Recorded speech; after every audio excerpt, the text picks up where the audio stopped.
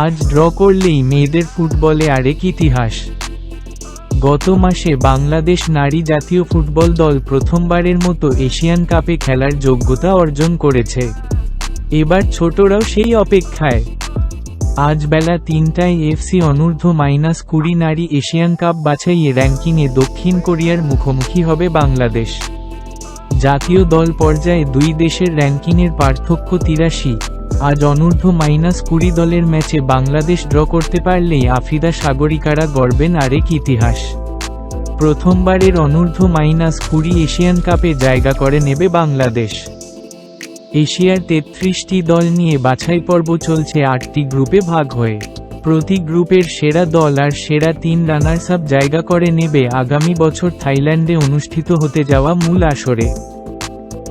H গ্রুপে থাকা বাংলাদেশ প্রথম ২ ম্যাচে লাওস ও পূর্ব তিমুরকে হারিয়ে ৬ পয়েন্ট পেয়েছে। একই দলগুলোকে হারিয়ে দক্ষিণ কোরিয়ার পয়েন্টও ৬। এমনকি বাংলাদেশ ও দক্ষিণ আফ্রিকার গোল পার্থক্য +১০। তবে বাংলাদেশ করেছে ১১ গোল, দক্ষিণ কোরিয়া ১০টি। ১ গোল বেশি করাই দক্ষিণ কোরিয়াকে টপকে বাংলাদেশ এখন টেবিলের শীর্ষে।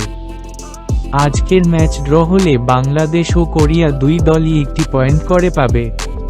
সেক্ষেত্রে গ্রুপের শীর্ষে থেকেই আগামী বছর থাইল্যান্ডে অনুষ্ঠেয় এশিয়ান কাপে নাম লেখাবে বাংলাদেশ অনূর্ধ্ব-20 নারী দল। আর যদি হেরে যায়, তবু রানার্স আপ দলগুলোর মধ্যে সেরা ৩-এ থাকতে পারলে মূল পর্বের টিকিট পাওয়া যাবে। আগের ২ ম্যাচের মতো আজও বাংলাদেশের আক্রমণে ভরসার নাম মোসাম্মত সাগরিকা ও তৃষ্ণা রানী। লাওসের বিপক্ষে জোড়া গোল এবং পূর্ব তিমুরের সঙ্গে ১ গোল করেন সাগরিকা। তৃষ্ণা পূর্ব তিমুরের বিপক্ষে পেয়েছেন হ্যাটট্রিক। এই দুজনের সঙ্গে মাঝ মাঠে থাকা স্বপ্না রানী ও মুমকি আক্তারও কোচ পিটার বাটলারের বড় ভরসা। প্রতিপক্ষ দক্ষিণ কোরিয়ার মতো শক্তিশালী দল হওয়ায় পরিকল্পনায় কিছুটা পরিবর্তন আনতে পারেন বাংলাদেশ কোচ। আগের ২ ম্যাচের মতো আক্রমণাত্মক ফুটবল না খেলে রক্ষণাত্মক কৌশলে ফরমেশন সাজাতে দেখা যেতে পারে।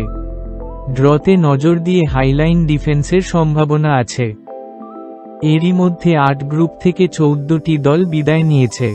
আজ শেষ রাউন্ডে নির্ধারণ হয়ে যাবে কোন ৮ দল গ্রুপ সেরা হবে, আর কোন ৩ দল যাবে সেরা রানার্স আপের তালিকায় থেকে।